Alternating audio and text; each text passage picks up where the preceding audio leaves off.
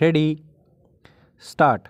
Whether in the facts and circumstances there is any legal evidence available on record to sustain the findings of the authorities below that the appellant had brought the goods from Delhi through escape route in a situation when the goods were admittedly taken possession from within the town, whether in the facts and circumstances there is any legal evidence to sustain the findings that the appellant attempted to evade the payment of tax by willfully failing to file any declaration at the entry barrier can be sustained simply on some documents of payment slips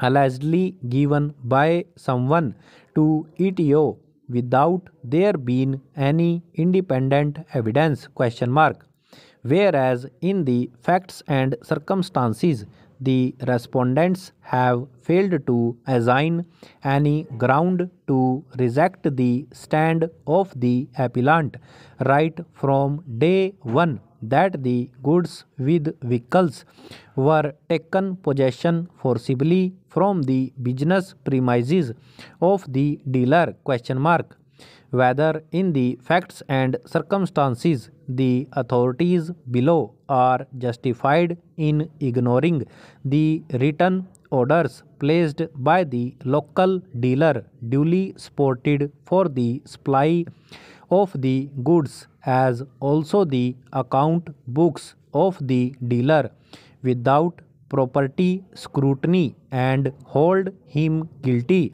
of evasion of tax and the action is illegal and arbitrary, Having heard the rival contentions, I do not find myself persuaded by the contentions raised by the counsel for the appellant. The appellant fully knew that the goods carried in the 4 trucks did not tally with invoice. If the dealer had sold the scrap, then he must have mentioned the same in the invoices, but that did not happen. It appears that the scrap so loaded in the vehicles was not covered by the genuine documents and the bills regarding the rolling material were procured with an intention to keep the goods out the account books. If further transpires that the appellant, knowing fully well that the bills were regarding the rolling material, misrepresented to the authorities that the bills related to scrap. Actually, this was also done with intention to conceal the true facts and throw dust in eyes of the check post authorities that the goods attracting lesser tax were being taken away on payment of higher tax. Thus, intention to evade the tax is clearly made out in the case. Learned counsel for the appellant, SSC has not been able to point out any illegality or perversity in the concurrent findings recorded by the authorities below.